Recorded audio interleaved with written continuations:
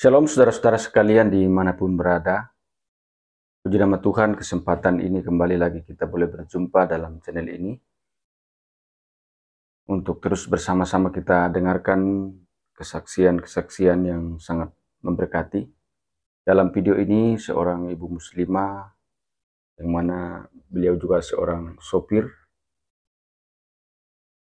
begitu menghadapi banyak tantangan persoalan hidup setelah dia terima Yesus sebagai Tuhan dan Juru Selamat, tetapi sungguh luar biasa bahwa dia tetap kuat, dia tetap mempertahankan imannya kepada Kristus, karena ia sudah terlalu meyakini bahwa ia sudah diselamatkan oleh Tuhan. Sekalipun banyak tantangan, tetap dia selalu merasa bahwa Tuhan tidak pernah meninggalkan hidupnya. Sebelum kita saksikan bersama-sama, jangan lupa untuk terus dukung channel ini, saudara-saudara, dengan cara like, subscribe, dan share, supaya saudara terus mendapat notifikasi video-video terbaru dari saya, dan terlebih channel ini akan terus berkembang ke depan dan menjadi saluran berkat bagi banyak orang. Selamat menyaksikan.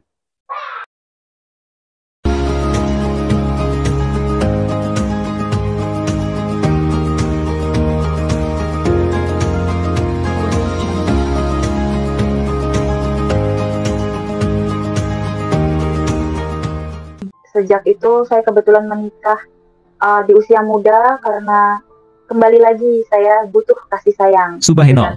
Saya memilih suami yang jaraknya jauh karena saya memang butuh diayomi gitu dari laki-laki yang ada di samping saya. Tapi itu pun saya mengalami kegagalan rumah tangga 2 kali karena saya tidak bisa memungkiri di usia yang masih sangat dini saya belum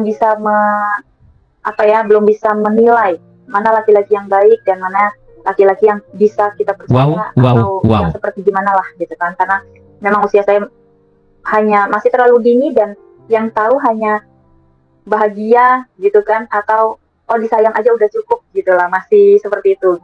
Nah, di pernikahan saya yang pertama dan kedua itu memiliki problem yang berbeda. Kebetulan puji Tuhan saya dipertemukan dengan problem hidup yang berbeda. Di pernikahan pertama saya dihadapi dengan ada wanita lain gitu kan, yang akhirnya saya memilih mundur dan mengurus anak saya sendiri gitu. Dan saya mengalami trauma yang panjang selama 7 tahun. Saya mengalami trauma, lalu saya mencoba membuka kembali hidup saya di pernikahan saya yang kedua.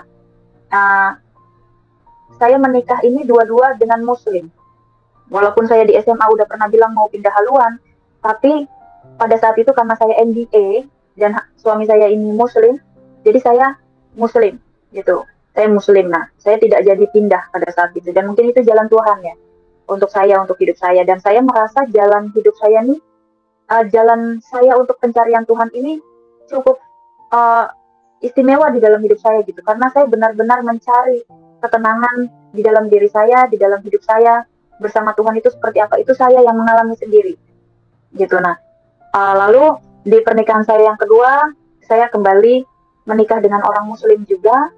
Notabene dia lulusan pesantren dan lain sebagainya. Ibaratnya saya pikir itu dari segi agama udah mumpuni lah ya untuk mengajarkan saya gitu. Karena basically dari kecil, walaupun saya muslim, tapi saya tidak pernah ngaji, saya nggak bisa ngaji, saya nggak bisa sholat gitu.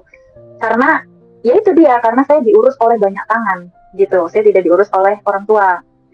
Nah, dari situ saya itu saya menikah yang kedua ini mungkin jauh lebih terasa ya, jauh lebih terasa karena pernikahan saya yang kedua 12 tahun saya arungi gitu. Jadi di pernikahan yang kedua ini problemnya itu sebenarnya hanya kecil, dan kembali lagi problemnya hanya uang dan hutang, dan itu sebenarnya tidak perlu ada kata cerai ya kalau untuk saya gitu, karena saya percaya Tuhan itu baik, saya percaya Tuhan itu ajaib, saya percaya Tuhan itu dahsyat gitu. Dia mampu menjadikan yang tidak mungkin menjadi mungkin. Seperti pada saat itu yang saya alami, saya di dalam pergumulan di pernikahan saya yang kedua, saya terjerat hutang sebesar 400 juta. Nah, dari situ suami saya bilang gak usah dibayar gitu, gak usah dibayar karena kita sudah jatuh. Tapi saya gak mau, karena buat saya apa yang sudah terjadi itu harus saya pertanggungjawabkan gitu. Karena kalau kita memampukan diri kita, Tuhan juga pasti campur tangan dalam hidup kita. Dan yang saya alami, puji Tuhan, saya selesai dari segala konflik hutang itu. Basically jalan yang saya tempuh itu sebagai driver online saya gitu. Saya supir Gojek, saya supir Gokar. Nah, dari situlah saya mengalami banyak pergumulan di jalan karena kebetulan saya banyak menghabiskan waktu saya di jalan. Jadi setiap kali saya ada trip ke Bekasi, saya diam di Bekasi sampai saya terbawa lagi oleh penumpang yang lain ke Depok, kemana gitu aja saya ngikutin alurnya, dan saya tidak pernah pulang ke rumah. Saya nomaden, saya tidur di mana-mana, saya tidur di dalam mobil, saya mandi di mana-mana juga, di pom bensin juga gitu. Saya selalu menikmati karena buat saya itulah jalan Tuhan untuk saya. Dan polemik hidup bukan harus dikeluhkan gitu, tapi harus dihadapi. Karena apa yang Tuhan kasih itu udah pasti rancangan Tuhan tuh udah yang pasti yang paling baik untuk diri saya, dan saya yakin itu dan saya buktikan itu sampai detik ini. Dan puji Tuhan 2022 kemarin saya bertemu dengan penumpang yang yang membawa saya ke jalan seperti jalan Tuhan ini gitu, mempertemukan saya di kehebatannya Tuhan gitu kan, bagaimana Roh Kudus bekerja begitu kuat di dalam hidup saya gitu, bagaimana saya rindu ingin mengenal Tuhan Yesus lebih jauh gitu, akan jalan hidup Tuhan, jalan hidup Kristus, di dalam Kristus gitu, karena di dalam kasih saya menemukan ketenangan gitu. Nah, pada saat itu tepat di kalau nggak salah 12 atau 14 Agustus saya pertama kali gereja. Terus di situ saya seperti menemukan jalan hidup yang saya inginkan selama ini. Karena terus terang, sebenarnya kejadian ini pernah terjadi pada saat pandemi. Saya itu karena waktu itu pandemi ya, kita susah masuk gereja gitu. Waktu itu saya di gereja apa ya namanya yang di Gambir itu, gereja katedral. Saya berusaha ke katedral, saya berusaha mau konseling, itu saya susah sekali menemukan jalan di situ.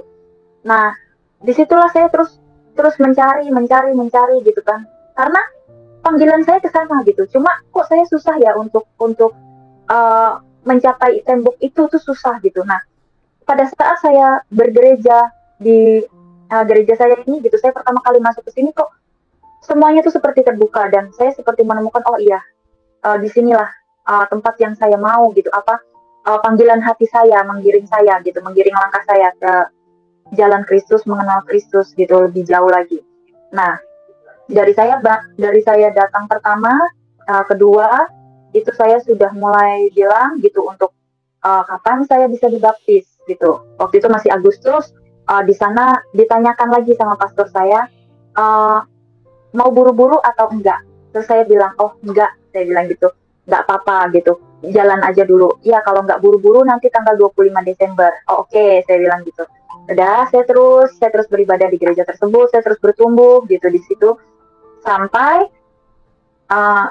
dengan orang yang memperkenalkan saya dengan gereja ini gitu kan, itu saya menemukan banyak rintangan gitu di bulan Desember, justru yang sebenarnya jadwal saya untuk sudah menyerahkan diri saya ke Tuhan gitu. Nah, oh ya, di awal cerita saya pertama kali saya gereja, di situ pun Tuhan sudah memberikan banyak pergumulan ke saya.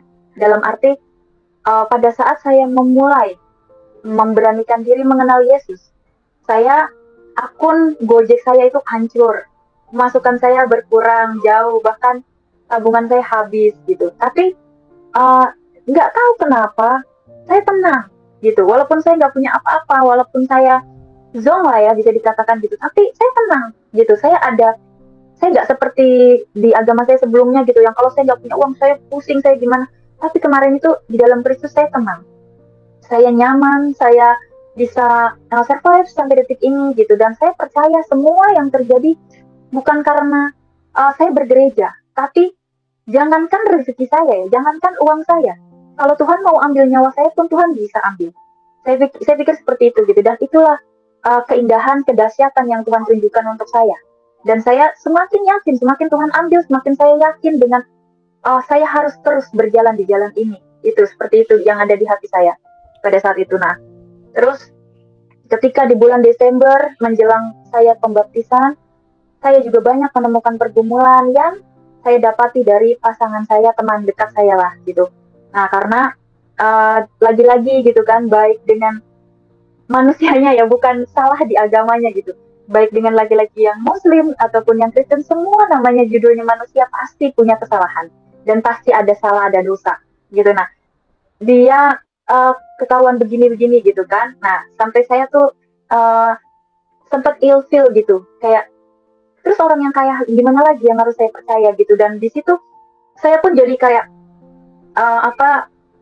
maju mundur gitu, kayak gimana ya gitu, gimana ya, apa saya tetap dibaptis atau enggak, atau gimana, atau ini hanya terbawa perasaan dengan rekan saya ini gitu, atau bagaimana. Tapi sekali lagi saya yakinkan bahwa panggilan hati saya ini nggak bisa saya tahan gitu, bahwa saya ingin terus mengenal Kristus, saya ingin ada di jalan Tuhan, di jalan Yesus gitu. Karena apa? Karena latar belakang yang Yesus ajarkan ke saya, Yesus memiliki sifat yang agape, dalam artian beliau Tuhan itu selalu memberikan apa yang Tuhan bisa, apa yang Tuhan mau untuk manusianya gitu, tanpa dia meminta untuk kita melakukan hal yang sama seperti yang dia lakukan untuk kita gitu. Nah, itu yang saya alami, dan inilah konsep hidup. Memang buat saya hidup itu intinya melayani gitu. Selagi kita berada di dunia ini, kita harus selalu melayani. Kita bertemu orang yang salah, kita harus ikhlas, harus tetap melayani dengan baik gitu. Kita nggak boleh membenci gitu, walaupun orang itu sesalah apapun menyakiti kita, kita nggak boleh membalas kesakitan itu gitu. Nah, itu selalu yang ada di dalam diri saya gitu, sampai pada saat saya di dalam pergumulan apapun pada saat itu, yang saya alami itu saya harus terus maju gitu. Dan ketika saya bergereja, walaupun saya gerejanya sama dengan rekan dekat saya tetap langsung konseling ke pastor saya kalau ada ganjalan-ganjalan di hati saya gitu. Nah, dan jujur sampai pembaptisan saya di bulan Januari, tanggal berapa ya saya juga lupa, bulan Januari itu, terus terang sebelum saya dibaptis itu kan saya ada konseling gitu. Nah, pada saat itu pastor bilang, ketika kamu dicelupkan, kamu lupakan semua pergumulan kamu sebelumnya dan kamu bangkit untuk terlahir kembali.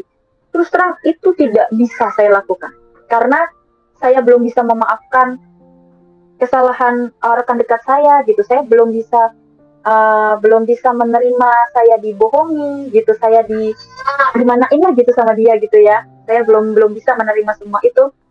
Lalu saya bangkit ini, saya bingung gitu. Saya gimana sih Tuhan gitu. Saya sudah terlahir kembali, tapi saya masih menyimpan dendam, saya masih menyimpan sakit hati, dan berarti saya belum terlahir kembali gitu. Karena saya masih membawa dosa masa lalu saya di hidup saya yang sekarang, yang baru ini gitu. Nah, tapi dari situ saya terus jalani sampai Tuhan membukakan lagi saya, hati saya, mata saya untuk melihat kenyataan. Yang pada saat itu, pagi itu saya sudah berdamai dengan hati saya. Saya online, saya nyalain aplikasi saya dapat penumpang, jemputnya itu di Tanjung Priuk gitu, jemputnya di Tanjung Priuk, di Pelabuhan Tanjung Priuk. Kakak-kakak ini naik sama saya, tujuannya itu ke Cikeas gitu. Nah, saya antar, saya ngobrol, saya biasa ngobrol memang sama penumpang itu, saya biasa ngobrol. Nah, puji Tuhan banget itu, saya bertemu ternyata kakak-kakak itu sedang bersekolah teologi gitu di Cikeas itu. Dan memang ini yang saya alami ketika saya menjadi seorang Nasrani, saya menjadi pengikut Kristus. Saya agak berhati-hati bicara gitu, karena kalau saya berbicara dengan yang pemahamannya berbeda ya, jatuhnya nanti berdebat, dan saya tidak mau, saya menjauhi itu. Jadi kalau saya berbicara sekarang ini, bercerita mendingan sama yang seiman, atau sama pastor, atau sama yang ya gitulah, yang sepemikiran dengan saya gitu. Karena tidak semua cara berpikirnya sama seperti kita, cara menilainya sama seperti kita. Yang saya alami seperti itu. Nah, pada saat saya jalan itu, saya cerita lah sama kakak-kakak ini gitu kan, tentang masalah saya gitu, tentang kegundahan saya, pergumulan saya gitu, bahwa saya ini ibaratnya apa ya, saya bilang saya ini terlahir baru gitu, saya baru dibaptis begini, tapi saya mengalami pergumulan yang seperti ini gitu kan. Sampai di situ saya merasanya seperti gini lah, setiap kali pergumulan itu datang di dalam hidup saya, pasti yang saya pikir pertama itu pasti apa ini karena kesalahan atau emang jalannya Tuhan. Seperti itu saya selalu mengembalikan lagi pergumulan itu gitu, menyikapi pergumulan itu yang terjadi di saya. Nah, pada saat itu jawaban Tuhan itu selalu tepat gitu ya, kayak saya dipertemukan dengan kakak-kakak ini gitu.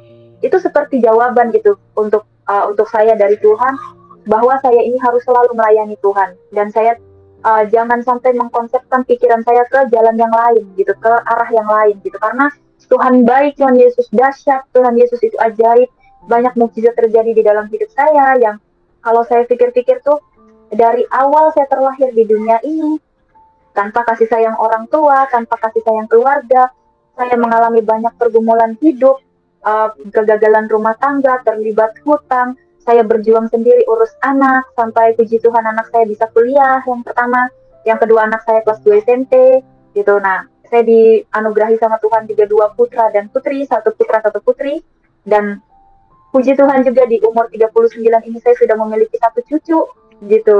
Cucu perempuan yang cantik gitu, dan itu buat saya udah hadiah yang bertubi-tubi dari Tuhan untuk saya gitu, dalam artian saya selalu merasa sendiri, saya selalu merasa sepi, tapi Tuhan berkali-kali meyakinkan ke saya bahwa Tuhan tidak pernah membiarkan saya sendiri, Tuhan tidak pernah membiarkan saya bersedih, Tuhan tidak pernah membiarkan saya merasa hampa di dalam kehidupan ini, di dunia ini gitu. Tuhan tidak pernah membiarkan saya jalan di jalan yang salah gitu. Jadi itulah yang saya alami, pergumulan yang saya alami di jalan Tuhan ini gitu. Nah, pada saat itu saya ngobrol dengan kakak-kakak yang bersekolah di teologi ini gitu, dan saya seperti menemukan jawaban bahwa saya pun ingin melayani. Saya ingin melayani Tuhan gitu, sampai akhir hidup saya ingin melayani Tuhan. Saya ingin hidup di jalan Kristus gitu, yang saya melakukan apapun tanpa saya berharap saya nanti jadi apa. Saya akan memiliki apa dengan saya mengabdi Tuhan gitu, dengan saya mengabdi Yesus Kristus gitu, saya berjalan di jalan Yesus, saya mau dapat apa gitu, karena untuk saya apa yang Tuhan ajarkan itu baik gitu, tidak pernah membalas dan tidak pernah mengajarkan kebencian, yang ada hanya menabur kasih gitu. Dan kalau kita punya kasih di dalam hidup kita ngelihat orang susah, kita nggak akan pernah tega gitu, karena kita pasti akan punya empati gitu, kita ingin merasakan oh ya, susahnya dia, susahnya kita, seperti itu. Jadi begitupun yang saya terapkan di keluarga saya seperti itu. Saya yang baru-baru aja terjadi di saat pembaptisan ini gitu kan, setelah saya dibaptis, saya bergumul lagi dengan posisi anak saya gitu kan, yang kuliah gitu, terus ada cucu yang saya dapatkan tadi gitu kan, dan ya itu mungkin untuk kita yang orang timur salah gitu ya. Nah, tapi itu saya alami, dan saya tidak pernah menyalahkan langkahnya mereka. Saya selalu mengatakan ke anak saya, jangan menjadikan apa yang kamu alami ini batu sandungan untuk masa depanmu. Masa depanmu harus tetap berjalan. Cucu ini berkat dari Tuhan yang harus kita jaga bareng-bareng, kita jaga sama-sama gitu, karena tidak ada yang salah dengan cucu ini, yang salah adalah kalian. Saya selalu berbicara seperti itu, karena apa? Karena ya memang itulah saya mengartikan, mengkonsepkan hidup saya gitu. Saya harus selalu siap dengan apapun yang Tuhan kasih di dalam hidup saya. Saya harus selalu menerima setiap tantangan, setiap rancangan yang udah Tuhan berikan terhadap saya gitu. Dan saya nggak munafik, di satu momen saya ada kelemahan, saya ada rapuh gitu, tapi buat saya, kalau saya kembalikan lagi, saya bawa di dalam doa, saya fokuskan lagi pemikiran saya terhadap Tuhan, apa yang sudah Tuhan ajarkan, saya malu gitu untuk tidak menerima apa yang sudah Tuhan berikan ke saya gitu, karena kalau Tuhan saja percaya saya mampu, kenapa saya harus tidak mempercayakan diri saya? Itulah yang saya alami gitu. Jadi semakin saya berjalan di jalan Yesus, saya hidup di cara hidup Kristus yang agape tersebut, terus dan fokus melayani gitu. Saya sampai detik ini saya merasa tenang, saya merasa nyaman, saya tidak pernah merasa saya salah, walaupun sempat kemarin ini yang baru banget hangat terjadi, itu mama saya berkeberatan dengan dengan kepindahan saya gitu. Dengan kepindahan saya, mama saya bilang uh, apa namanya, saya ini lagi menggali lubang neraka untuk mama saya gitu. Tapi saya kembalikan lagi gitu, kalau yang di luar agama saya yang sebelumnya ini memang uh, apa ya namanya uh, ke neraka gitu ya, ke neraka. Uh, Terus bagaimana dong yang ada di yang ateis contoh lah gitu, yang tidak beragama gitu? Apa mereka juga tidak bisa berpikir untuk kenyamanan diri, atau mereka tidak berhak memilih untuk mereka mau berjalan di jalan yang mana? Sementara mereka meyakini itu. Seperti saya mungkin di mata banyak orang mungkin saya salah gitu.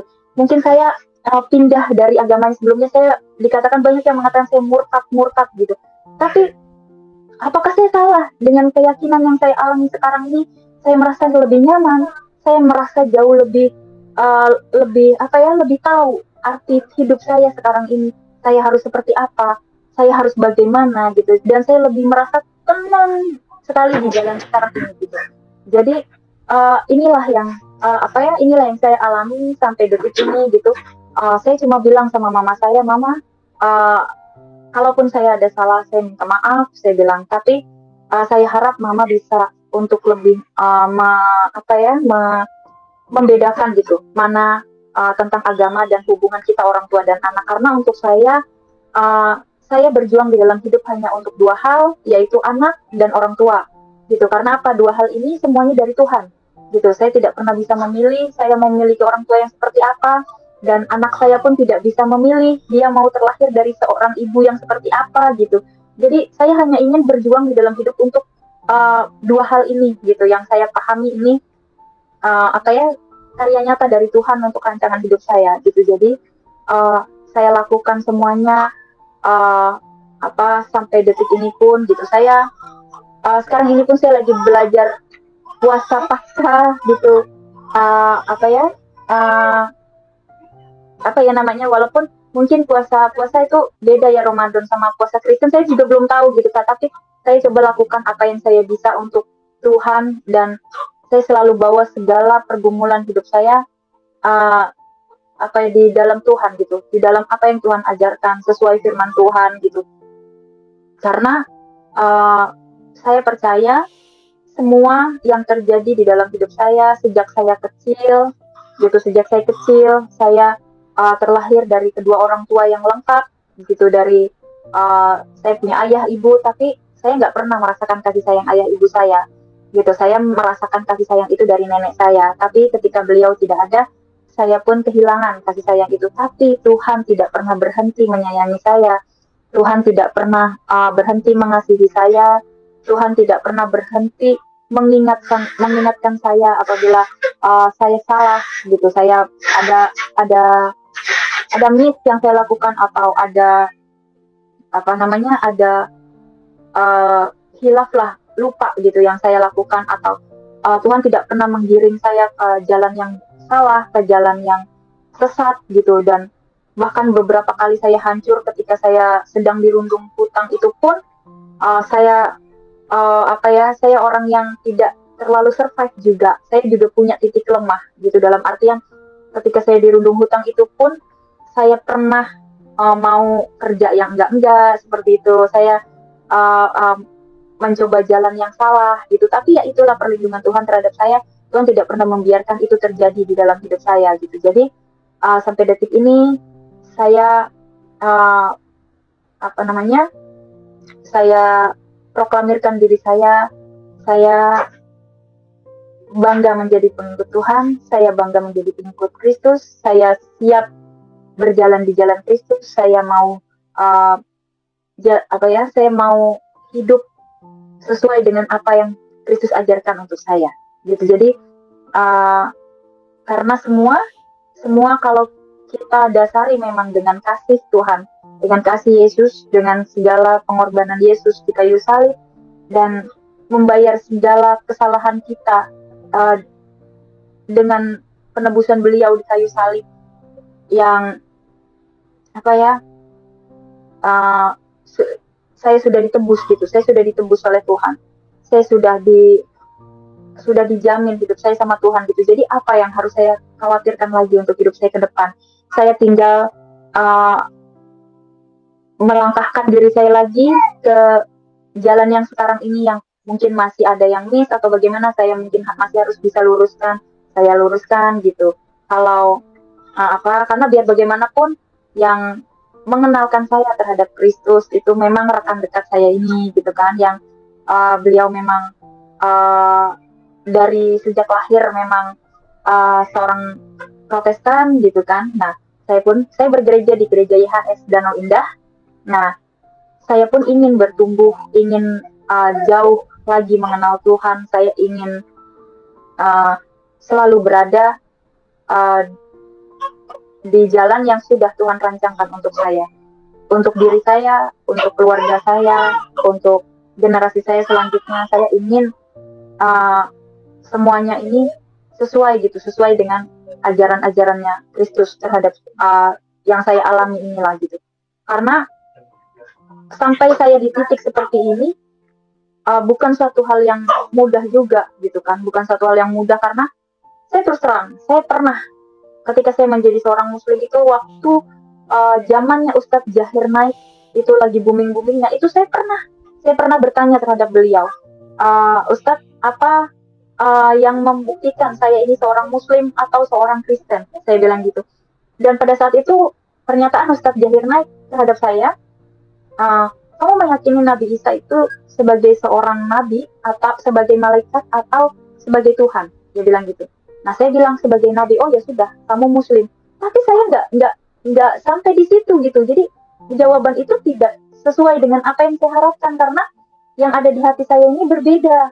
Itu yang selalu saya bilang, Roh Kudus bekerja sangat kuat di dalam hidup saya sejak saya kecil gitu sampai detik ini gitu.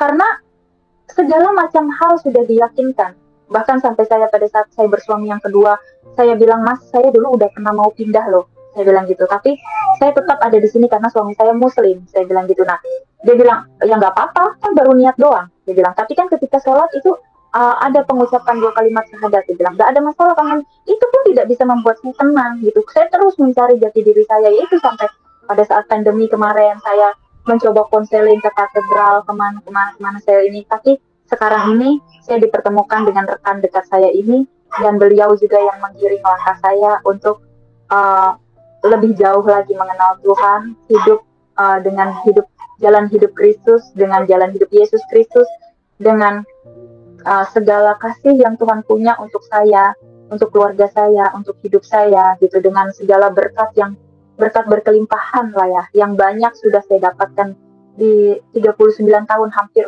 usia saya gitu. Jadi ya puji Tuhan banyak sekali perbedaan-perbedaan yang saya alami, yang membuat saya lebih mau bersyukur lagi gitu. Saya seperti tidak berkesudahan bersyukur gitu atas apa yang udah Tuhan kasih terhadap saya gitu. Karena kok saya sendiri juga nggak pernah menyangka gitu saya sampai ada di titik seperti ini gitu. Dan satu, kalau dipikir gitu, mungkin kalau nggak ada campur tangan Tuhan, dengan berbagai polemik hidup, dengan berbagai pergumulan yang saya alami, saya nggak mungkin masih eksis seperti ini gitu, dengan dengan sehatnya saya, kuatnya mental saya gitu. Kalau nggak ada campur tangan Tuhan, saya nggak tahu seperti apa hidup saya gitu sekarang. Tapi karena saya mengalami banyak pergumulan, dan inilah bukti bahwa Tuhan cinta sama saya, Tuhan sayang sama saya terberkati, saya dikasihi Tuhan gitu. Jadi saya untuk saat ini pun saya berani, sampai kapanpun saya berani memproklamirkan diri saya bahwa saya mau hidup di jalan Kristus, saya mau memiliki sifat seperti Kristus yang agape, yang tidak pernah ingin mengharapkan apapun balasan atas apa yang sudah beliau kasih terhadap umat-umatnya gitu, kita manusia. Nah, jadi di sini saya tuh kalau ingat jalan hidup saya seperti ini, dengan segala pergumulan-pergumulan yang terjadi di hidup saya seperti ya itulah yang saya semakin sadari gitu, bahwa memang Roh Kudus itu bekerja sungguh hebat gitu. Dari saya mau pindah di SMA, mau pindah haluan di SMA, tapi Tuhan coba kasih jalan lagi dengan saya punya suami Muslim 2 kali gitu. Tapi memang jalannya saya saya percaya Kristus, saya percaya Tuhan Yesus Kristus gitu. Jadi walaupun saya banyak mengalami pergumulan gitu, saya tahu apa gereja-gereja gitu kan, saya sekolah di Aksen juga pernah gitu. Nah, saya coba ke katedral juga gitu, tapi ternyata sekarang saya terlahir dan bertumbuh di gereja YHS Jakarta. Saya bangga menjadi umatnya Tuhan, saya bangga menjadi seorang Kristen, saya bangga menjadi pengikut Yesus gitu. Dan saya yakini saya tidak pernah menyesali atas apa yang sudah terjadi di dalam hidup saya, dan saya percaya dan sangat-sangat yakin bahwa semuanya terjadi atas kehendak Tuhan. Seperti itu. Demikian kesaksian ini, saudara-saudara, semoga bermanfaat dan terus memberkati kita, sehingga kita semakin kuat, semakin bertumbuh dalam Tuhan Yesus Kristus sebagai Tuhan dan Juru Selamat kita. Tuhan Yesus memberkati.